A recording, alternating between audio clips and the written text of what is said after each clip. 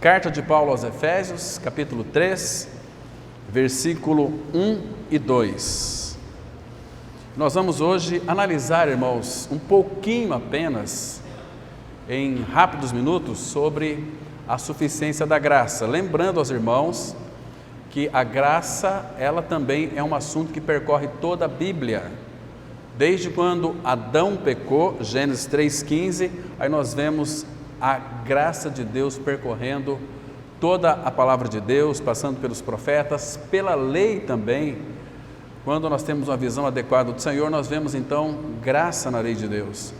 Então a graça, como diz Martin Lloyd Jones, ela é do começo ao fim, tudo é pela graça de Deus. E uma das definições da graça é Deus dando e fazendo tudo a quem nada merece e nem tem condições de merecer.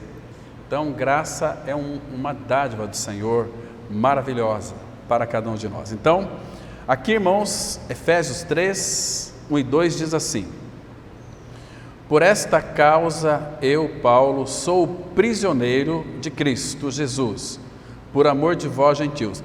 Essa palavra aqui, prisioneiro, se você consultar, de repente, uma Bíblia grega, você vai descobrir que ela tem algumas raízes muito importantes. Significa escravo, significa um servo, por amor ao Senhor. E aqui ele colocou uma outra maneira: eu sou prisioneiro de Cristo.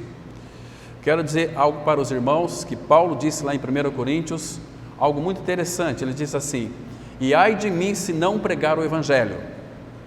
Ali dá uma ideia de um Deus que parece quer cobrar algo de nós. Se você não pregar o Evangelho, ai de você. Não é esse sentido, porque Paulo, ele era um homem espiritualmente morto, vendido ao pecado, escravo do pecado, escravo de Satanás, acho que a maior escravidão do ser humano é quando ele é escravo da sua própria vontade, dos seus próprios desejos. O maior castigo que Deus poderia infringir à humanidade pecadora está em Romanos capítulo 1, quando Deus os entregou às suas paixões infames, para fazer o que o homem quiser. Porém, tudo o que ele fizer, Deus, no dia do juízo, vai pedir contas. Então não tem castigo maior. Você pode fazer o que você quiser, e o ser humano não faz outra coisa a não ser pecar. Então quando Paulo disse, ai de mim se não pregar o Evangelho, ele estava dizendo o seguinte: como que eu não vou pregar o Evangelho? Se este Evangelho me alcançou, me tirou das trevas para a luz, me deu uma nova vida, vida eterna, ai de mim se eu não pregar este Evangelho. Ou seja, ele estava dizendo para ele mesmo: se eu não pregar este Evangelho, Cristo crucificado, eu não vou conseguir dormir à noite, eu não vou conseguir comer, porque eu amo tanto o meu Senhor. Ele diz assim em 1 Coríntios, nós somos loucos, ele, Timóteo, Epafrodito, somos loucos por causa de Cristo. Que amor que Paulo tinha por Cristo, muito profundo.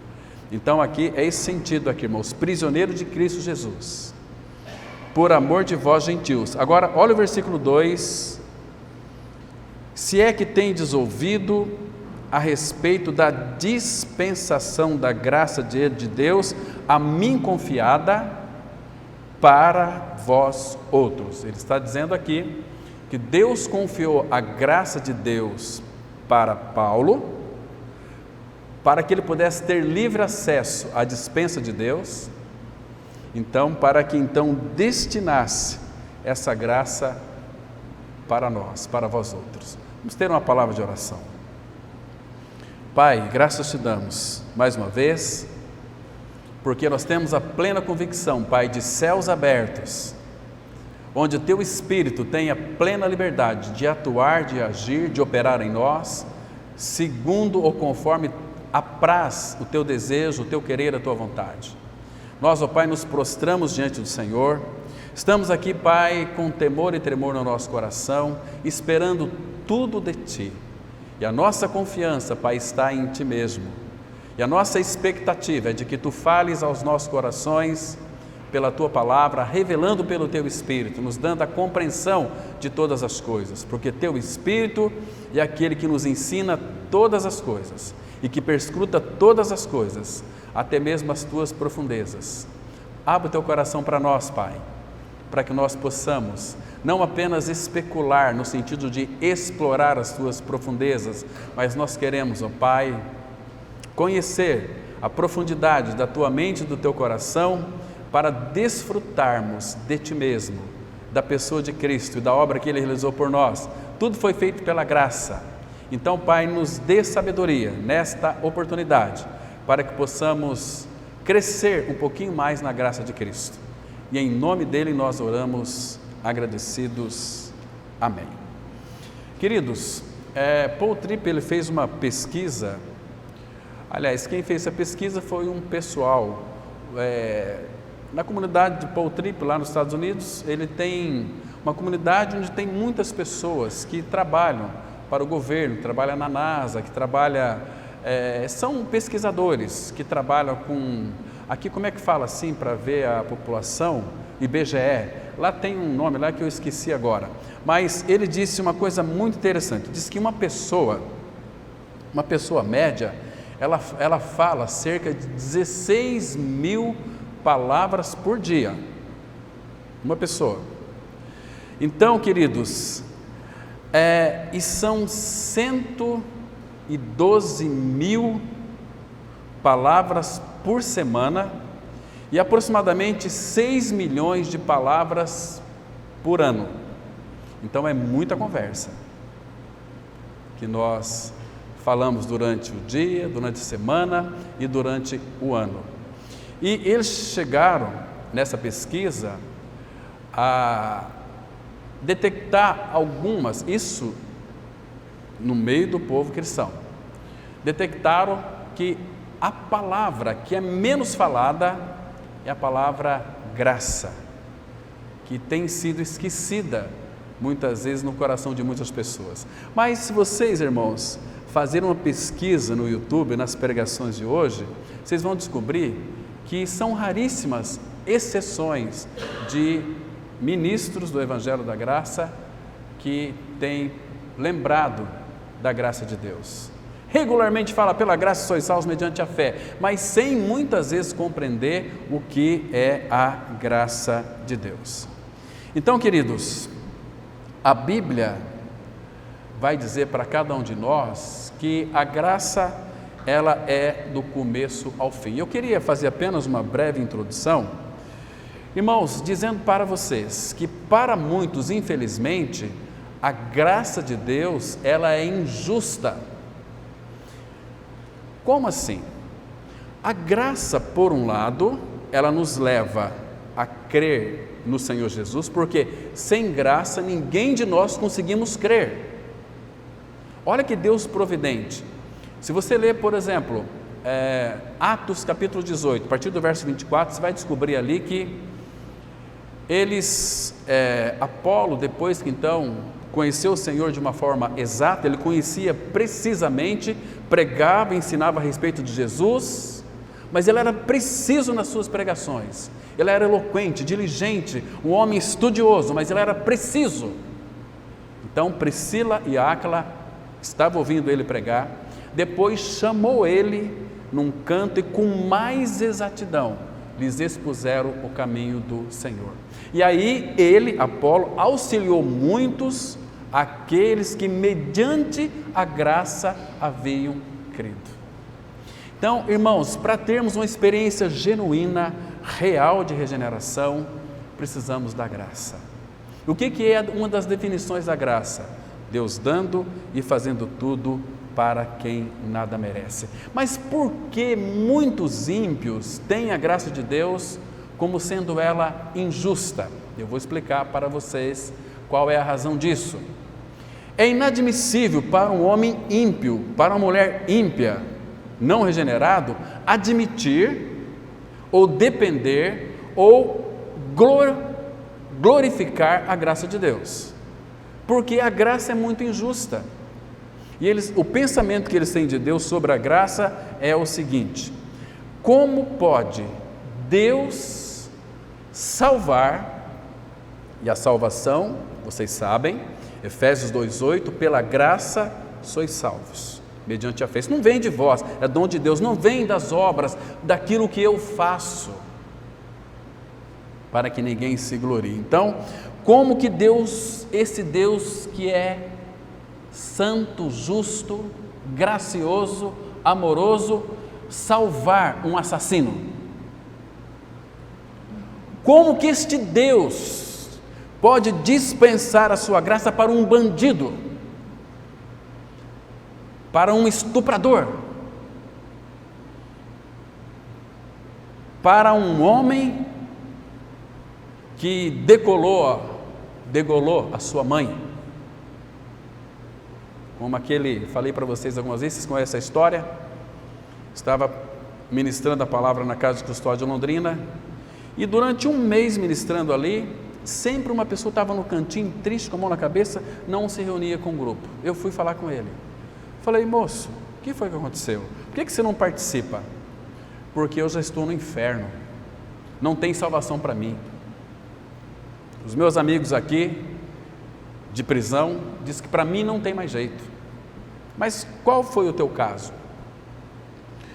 Cheguei em casa, minha mãe começou ali a falar comigo, pegar muito no meu pé. Eu não sei, eu sou muito calmo, mas naquele dia eu estava perto ali das gavetas, peguei uma faca grande e cortei o pescoço também, quase que degolei, e ela caiu ali, morreu esgotada no chão.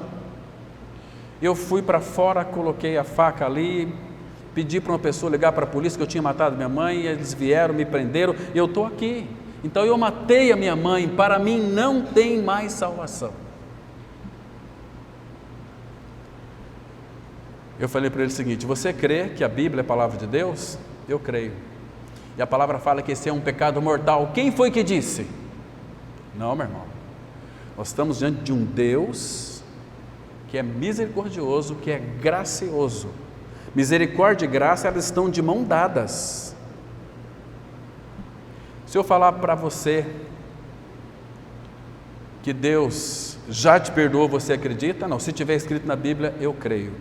Nós abrimos juntos ali aquele texto do Salmo 103, versículo 3.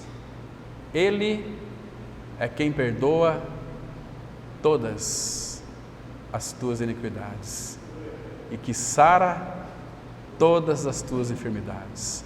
Irmãos, aquele rapaz estava com muita sede, estava num vazio impreenchível, mas naquele instante o Espírito Santo o visitou pela palavra, e ele de repente, eu mostrando mais outros textos ali, quando eu olhei para ele, estava vertendo em lágrimas. Irmãos, que visitação maravilhosa do Espírito Santo.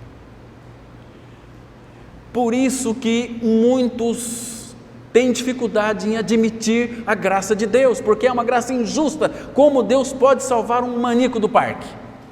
E ele creu, não como muitos evangélicos de meia sola crê. Ele creu no Cristo crucificado, ele confessou isto. Para aquele que faleceu, Marcelo Rezende, que era da Globo na época, foi entrevistá-lo. Ele falou o seguinte: eu estou crucificado com Cristo. Estava com o jornal Semeador na mão.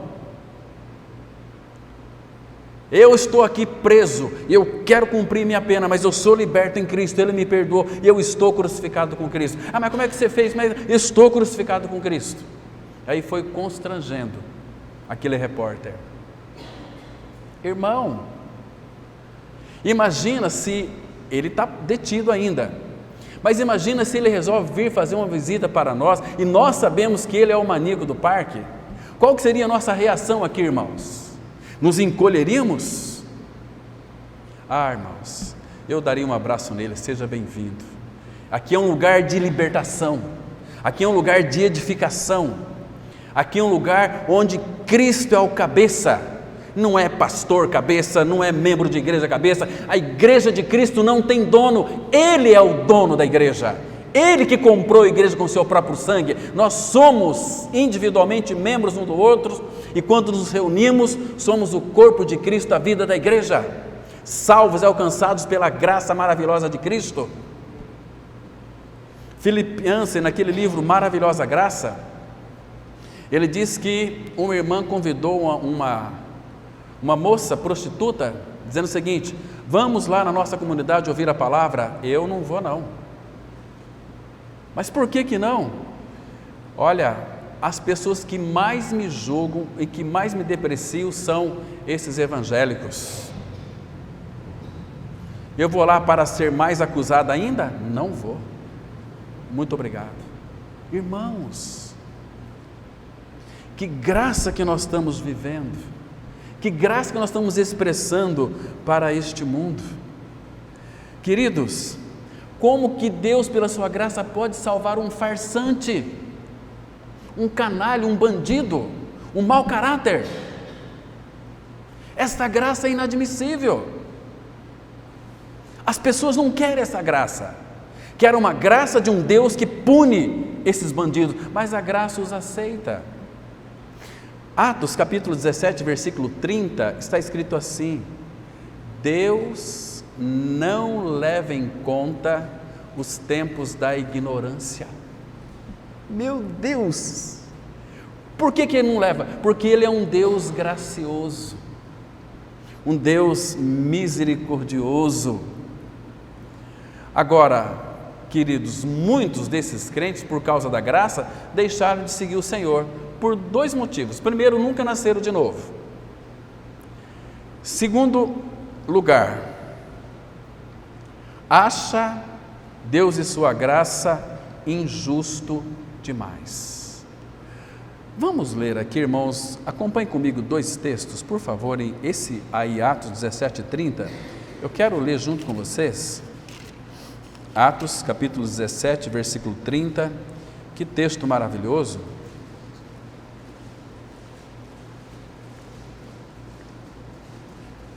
A palavra, ela diz assim, olha, Atos 17, versículo 30.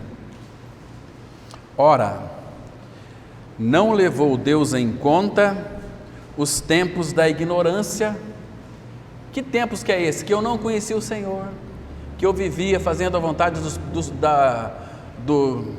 da mente, do coração, dos pensamentos. Eu era por natureza filhos da ira. Esse tempo era o tempo meu e seu da ignorância. Esse tempo, irmãos, não importa o que você fez lá no seu passado, Deus já lhe perdoou. Ele não vai levar em conta. Eu vou te mostrar por quê depois.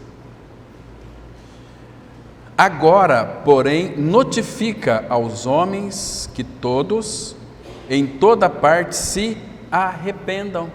Por quê? O versículo seguinte diz: porque, porquanto estabeleceu um dia em que há de julgar o mundo com justiça por meio de um varão que destinou e acreditou diante de todos, ressuscitando dentre os mortos. Então, quem que é este varão, medida de Deus? Cristo. Então nós seremos medidos por Cristo. É a vara do julgamento. Quanto é que você tem de Cristo? Ezequiel, vocês se lembram? Capítulo 37, se não me falha a memória, que pediu para que o profeta então entrasse na água, e a água bateu nos seus joelhos. A água ali é uma figura linda da palavra. Então ali significa que eu tenho só um pouquinho de Cristo, o resto é tudo de mim mesmo, é eu.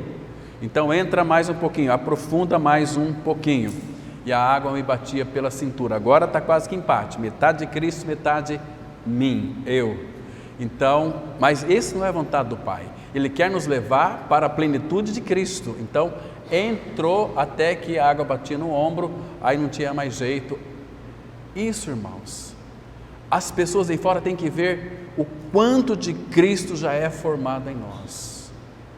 Quanto mais Ele é formado em nós, mais nós teremos uma expressão graciosa dEle. Quanto mais você tiver de Cristo, mais a graça dEle vai se manifestar. De que maneira?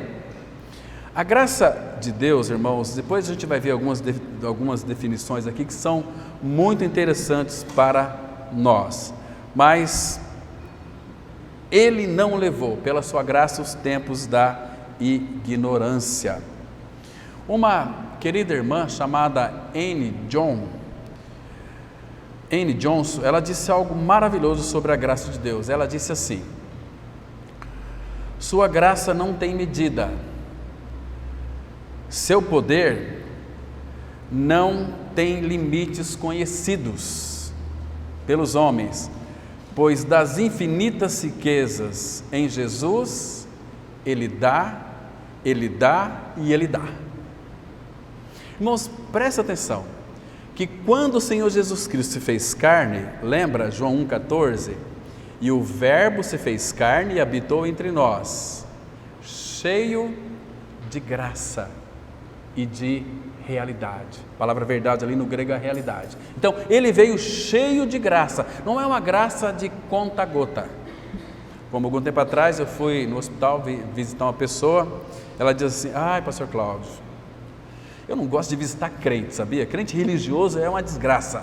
Meu Deus do céu, mas que cambada de gente besta. Tem uma mania assim, tem uns ritualismo, tem um sincretismo, tem que fazer alguma coisa. É a graça, eu vim trazer a graça. Ai, pastor, tem tanta gente que precisa mais da graça do que eu. Olhei para ela e falei: o quê, minha senhora?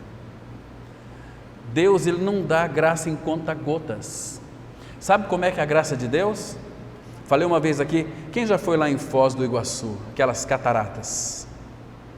Aquilo lá, vamos colocar como se fosse a graça jorrando, e você está com muita sede, você chega debaixo ali das cataratas, bem debaixo daquelas águas, e olha para cima, você vai tapar sua boca, para não beber daquela água? Irmãos, Paulo escrevendo aos Efésios, ele disse assim, abra comigo, capítulo 1, veja que lindo, irmão, veja que texto glorioso temos aqui da graça de Deus. Capítulo 1, versículos 7 e 8. Aqui no amado, Efésios capítulo 1, versículos 7 e 8.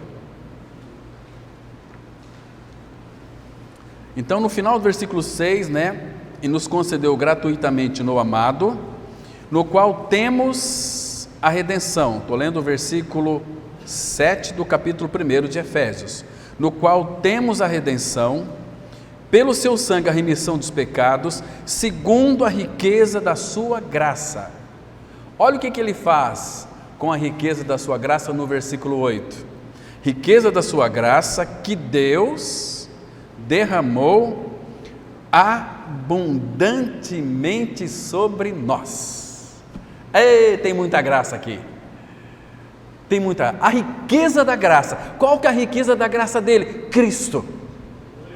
Ele é o Senhor de toda graça. E a palavra fala em João 1,16, e todos nós temos recebido da sua plenitude e graça sobre graça. Oh, irmão, que coisa linda isso, que coisa maravilhosa isso. Agora, você tem sido um receptáculo da graça de Deus? Você tem aprendido a receber a graça de Deus? E nela se desfrutar, se lambuzar? Riqueza da graça que Deus derramou abundantemente sobre nós. Aquele irmão do passado, Santo Agostinho, ele disse que a graça de Deus não encontra homens aptos para recebê-la, pela sua meritocracia, mas, ele continua, mas os torna aptos para recebê-la. Nenhum homem, como disse esse irmão aqui, é apto para receber a salvação pela graça, mas a graça os torna aptos para recebê-la. Vocês se lembram, irmão, aquela história linda de Davi, quando o dia inteiro ele passou por uma tribulação grande, porque Absalão, seu filho, queria assumir o reino. Então ele saiu com seus soldados e foi para o deserto. E aquele homem que foi designado por Deus para atormentar Davi, xingava Davi de manhã até a tarde, jogava pedra em Davi, jogava terra em Davi. Imagina o rei. Aí um dos generais de Davi disse o seguinte: olha, Senhor, deixa eu dar um passo à frente e cortar a cabeça desse cão morto. Davi disse: não, se foi Deus quem o enviou, deixai-o. Alguma coisa Deus quer fazer, e fez. O dia inteiro, olha só, por isso que Salomão também escreveu lá em Provérbios 3, verso 6, para nós reconhecermos o Senhor em todos os nossos caminhos. Imagina aquele cara encapetado, possuído pelo demônio, se nós estivéssemos lá, não, isso aí é possuído pelo demônio, isso aí é do Satanás. Era Deus quem mandou aquele rapaz para amaldiçoar Davi, para xingar Davi, para tacar pedra em Davi, para jogar terra em Davi, o dia inteiro. Imagina só, e xingar Davi, e amaldiçoar Davi. Se uma pessoa, se você sair daqui, passar na rua, alguém te xingar, você já vai ficar bravo, talvez você nem durma à noite. Agora imagina Davi, o dia inteiro, esse cara xingando, amaldiçoando, mas aí, irmãos, chegou no final do dia, Davi escreveu o Salmo 63, a experiência que ele teve, aquele dia, sol escaldante no deserto, aquele cara xingando, queridos, ele sentou, pegou como fosse aquele papel que antigamente embrulhava pão, pegou ali a sua pena e começou a escrever os Salmos 63. Vamos dar uma olhada, o que Davi escreveu? Os 3 primeiros versículos, Salmos 63, e aí ele vai dizer uma coisa aqui muito interessante para o nosso coração. Davi aprendeu algo maravilhoso da parte do Senhor. Ele disse assim, olha como é que ele começa dizendo o Salmo 63. Ó Deus, 63:1, ó Deus, Tu és o meu Deus forte, eu te busco ansiosamente, a minha alma tem sede de Ti, meu corpo te almeja como terra árida, exausta sem água, assim eu te contemplo no santuário, para ver a Tua força e a Tua glória. Irmãos, ele passou o dia inteiro sendo xingado, amaldiçoado, levando banho de pó da terra, e agora ele diz no versículo 3, algo muito interessante, porque a Tua graça é melhor do que a vida, os meus lábios te louvam. Como Davi poderia louvar o Senhor, depois que tudo que ele passou? Oh, irmão, quando vem a tribulação na sua vida, você tem uma coisa chamada graça, você tem uma coisa chamada multiforme graça de Deus, que Pedro fala. Essa graça aqui, multifacetada, ela tem muitas formas, ela é uma graça infinita, ou seja, em outras palavras, a graça de Deus é solução para todos os nossos problemas, até da morte. Por quê?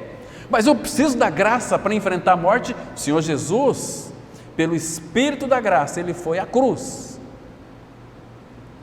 Nós, pela graça, podemos enfrentar a morte. Mas como? O que Davi disse aqui no versículo 3? A tua graça é melhor do que a vida. Lembra que Paulo disse lá em Atos 20, versículo 24? Eu não tenho a minha vida preciosa para mim mesmo, conquanto que eu concluo o ministério que recebi do Senhor Jesus, de pregar o Evangelho da graça de Deus. A graça de Deus é melhor do que a vida.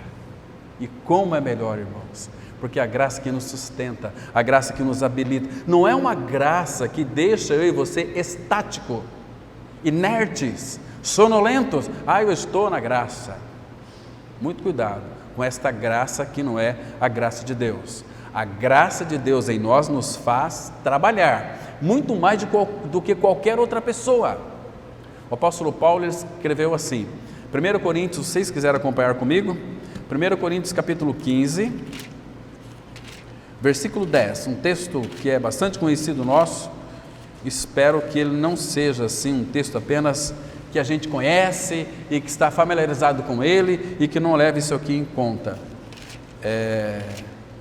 1 Coríntios capítulo 15, versículo 10.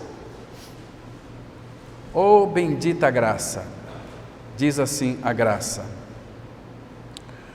15:10, mas pela graça de Deus sou o que sou. O que você é, Paulo? Um homem com uma identidade, sou filho. Então eu sou o que sou é pela graça. E o que mais que você é? Não sei. Se eu vou ser alguma coisa, eu sou pela graça. E a sua graça que me foi concedida não se tornou vã. Olha o perigo aqui, irmão. Paulo recebeu como um bom receptáculo a graça de Deus, e a graça de Deus, Paulo respondeu a ela. Então, para Paulo, essa graça não se tornou vã. Mas por que o Espírito Santo teve esse cuidado de colocar aqui? Para mim não se tornou vã, porque para muitos essa graça é vã, porque a pessoa não responde ao Senhor. Estão me compreendendo? Porque quando vem uma dificuldade, quando vem um problema, o que o Espírito Santo encontra nos lábios dessas pessoas? Reclamação, murmuração, desânimo. Não, irmão, não temos a graça. Então aqui, não se tornou vã, antes trabalhei muito mais do que todos eles, todavia não eu, mas a graça de Deus comigo. Então eu trabalho, mas tenho o suporte da graça, me habilitando, me capacitando. Então eu vou fazer tudo para Deus, mas na dependência da sua suficiência, da graça. O que é graça? É Deus fazendo.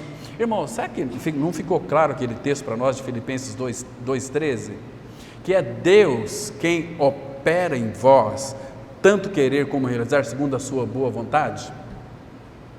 Ele vai operar em nós, nós vamos operar, nós vamos fazer as coisas mediante a graça, mas segundo a operação dele em nós. Nós temos que responder a ele. Cláudio, preciso que você vá lá no hospital pregar para uma pessoa agora, você pode ir? Sim, Senhor, vou pela graça. Agora, quando não tem prazer, quando você não vai, porque é na base do teu esforço, e Deus não quer CC, Deus não quer o teu suor. O trabalho na graça de Deus é um trabalho sem esgotamento, é um trabalho leve, um trabalho gostoso. Quanto mais você faz, mais você é edificado. Isso é maravilhoso. Então, irmãos, ninguém aqui, como filho de Deus, pode murmurar e pode reclamar sobre qualquer tipo de problema debaixo desse sol, porque debaixo desse sol nenhum problema está acima da graça de Deus. Lembra que Paulo estava preso lá na cadeia lá de Filipos? Aliás, ele escreveu aquela carta para os filipenses, Filipenses 4,4, alegrai-vos sempre no Senhor. Outra vez digo, alegrai-vos. Não vos preocupeis, não fiquei inquietos de coisa alguma. Em tudo, porém, sejam conhecidas diante de Deus as vossas petições pela súplica, oração, com ações de graça.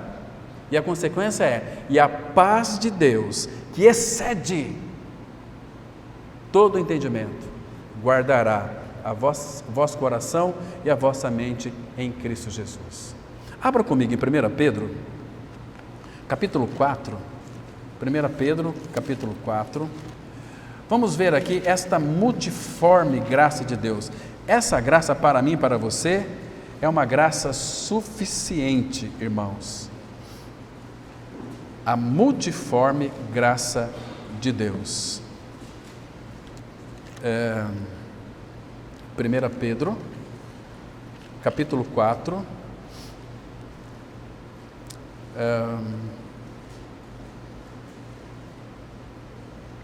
versículo 10, contrário aí? 1 Pedro 4, verso 10. Eu vou ler o 9 aqui para pegar esse contexto. Sede mutuamente hospitaleiros, sem murmuração. Agora, olha o 10. Servi uns aos outros, cada um conforme o dom que recebeu, como bons despenseiros da multiforme graça de Deus. Essa palavra multiforme é multifacetada no original. Multifacetada aqui está mostrando que a graça ela tem muitas formas. Na dispensa de Deus, para cada uma das nossas dificuldades, nós temos a graça. Meu filho dá muito trabalho, você tem a graça para tratar com seu filho. Ah, minha esposa é muito fofoqueira e chata. Você tem a graça, marido, para tratar com ela. Meu marido é muito... Você tem a graça. O meu vizinho, um som alto aqui, esse desgraçado podia... Você tem a graça. Esse meu trabalho, querido, você tem a graça. Por que muitos não são prósperos? Porque murmura. A graça de Deus, para que ela seja eficiente em nós e sejamos pessoas graciosas, precisamos responder ao Senhor no exercício diário da graça. Deus é prático, irmãos, e Ele quer que nós sejamos transbordantes de graça. Estão me compreendendo, irmãos? Então, essa palavra graça aqui no grego, ela significa charis, que tem um verbo charios, que tem um significado muito interessante. O significado é de chairo, estar contente. O que é uma pessoa graciosa? É uma pessoa alegre, uma pessoa feliz, uma pessoa contente, porque ela está cheia da graça. Significa também rejubilar-se. Uma pessoa que por qualquer coisa que Deus acrescenta na vida dela, ou tira, ela não vai se entristecer. Isso não pode mudar, irmãos, a nossa alegria. Nossa alegria é uma alegria eterna, uma alegria perpétua. Rejubilar é graça. Graça, pois, é aquilo que dá alegria, que dá deleite, que dá prazer, doçura, charme, amabilidade. Lembra do nosso irmão César quando pregou outra vez? Ele tocou nesses pontos da graça também, trazendo para nós uma definição muito linda. Eu comecei a orar já há algum tempo: Senhor, eu quero uma definição da graça que seja eu o autor. Falei, não, jamais. Quando eu esqueci, aí um dia lendo sobre a multiforme graça de Deus, eu entendi, segundo a minha cabecinha oca, que graça, irmãos, é assistência divina e merecida dada para os humanos, para a regeneração e para a santificação. Essa é a minha definição de graça, revelada pelo Pai na palavra. Mas é exatamente isso, graça para a regeneração. Efésios 2:8, pela graça sois salvos. Sois salvos. E graça para a santificação. 1 Pedro 3,18, antes crescei na graça. O que é crescer na graça? Crescer em santificação. A graça, ela vai aumentando. Então, irmãos, esta definição, ela pode parecer para muitos um pouco prolixa. Então vamos encurtá-la dizendo o seguinte, vamos colocá-la desta forma: a graça de Deus é a bondade imerecida, estendida a toda a humanidade, mas nem todos vai querer. Eu sei que esse texto aqui é conhecidíssimo. Abra comigo, por favor, em Tito, capítulo 2, versículo 11. Eu queria, irmãos, ter pelo menos mais umas 3 horas para falar sobre a graça aqui. Esse assunto aqui é um assunto maravilhoso. Tito, capítulo 2, verso 11. Eu sei que também você pode depois buscar diante do Senhor, encontrar algumas definições da graça que são incríveis, que são maravilhosas. Tito capítulo 2, versículo 11, veja aqui, irmão, que coisa linda que é a graça. Tito 2,11, porquanto a graça de Deus se manifestou, salvadora, a todos os homens. No original, na nossa Bíblia aqui não tem, mas a graça de Deus se manifestou trazendo salvação a todos os homens. Assim está no original. Então aqui fala que ela se manifestou. O que significa a graça de Deus se manifestou? A graça de Deus veio até nós de que maneira? Em Jesus. Ele veio cheio de graça e de vontade e de realidade espiritual. Irmãos, essa graça é maravilhosa. Eu vou encerrar aqui com um texto maravilhoso, que nós precisamos ser testemunhas da graça de Deus. Agora, como nós vamos ser testemunhas, se de fato nós estamos assassinando a graça de Deus em nós? Porque nós sabemos fazer as coisas, né? Eu acho que é assim, eu vou fazer assim e vamos esquecer da graça. É um erro muito grande. Seja um dependente da graça de Deus. Quando nós dependemos da graça de Deus, nós vamos ser cheios da graça de Deus. Vocês se lembram que Paulo, escrevendo lá aos Romanos, tratando ali do pecado daquele povo, Romanos capítulo 5, versículo 20, ele disse uma coisa muito interessante. Ele disse assim, olha, Romanos 5, 20, sobreveio a lei para que aumentasse a ofensa, mas onde abundou o pecado, superabundou a graça. Irmãos, se a graça, ela superabundou, a ideia aqui é de uma graça eterna, superabundou a graça, é uma graça que não tem fim, é uma graça, por isso que ela é maravilhosa, porque Jesus, lá em 1 Pedro 5,10 fala, o Deus de toda a graça, não é o Deus de graças, é o Deus de toda a graça, e Ele é a fonte de toda a graça, e Ele colocou a sua graça em Cristo, e colocou Cristo em nós. Então nós somos homens e mulheres graciosos. O teu falar é um falar gracioso, o teu falar é um falar charmoso, ou é um falar ríspido, ou um falar assim truculento? Não, irmãos. Jesus, quando Ele era ultrajado, Ele não revidava com traje. Coisa linda. Então Ele está em nós.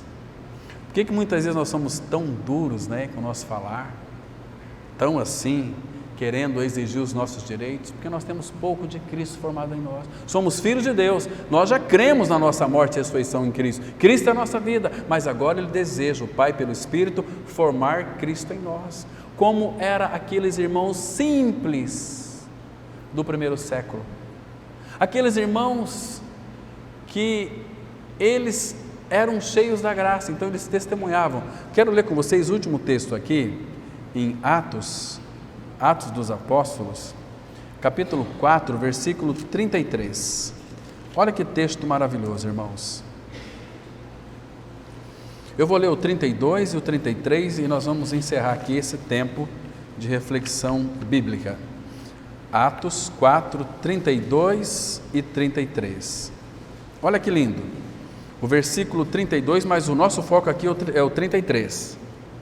32 diz assim, Atos 4, 32. Da multidão dos que creram, era um o coração e a alma. Isso é unidade. Se creu em Cristo, você é batizado para dentro de um corpo de Cristo, a vida da igreja. Ninguém considerava exclusivamente sua nenhuma das coisas que possuía. Tudo, porém, lhes era comum. Ei, moço, nós vivêssemos assim, né? Agora, olha o 33. Com grande poder, os apóstolos davam testemunho da ressurreição do Senhor Jesus, e em todos eles havia abundante graça. Ai, irmãos, Igreja de Cristo, vamos buscar aos pés do Senhor, que Ele nos revista de Cristo, nos revista da sua graça, e lembre-se, irmãos, todas as manhãs, louve ao Senhor, agradeça a Ele pela graça dispensada a mim e a você. Amém? Vamos ter uma palavra de oração. Pai, te damos graças por esse tempo, passamos aqui meditando na Tua Palavra. Muito obrigado, Pai, por essa mesa que o Senhor tem preparado para nós, como Igreja do Senhor, para desfrutarmos, ó Pai, da pessoa e da obra de Cristo. Fala aos nossos corações, alimenta-nos a nossa fé, vivifica-nos para que possamos invocar o Teu nome, aviva-nos pelo Teu Espírito, e que esta abundante graça que há em Cristo Jesus, ela seja transbordante em nós, para que nós sejamos pessoas graciosas, amorosas, charmosas, pessoas delicadas, pessoas cortês, que o mundo aí fora veja em nós esta maravilhosa graça. Pai, muito obrigado por esse tempo. E em Cristo nós oramos. Amém.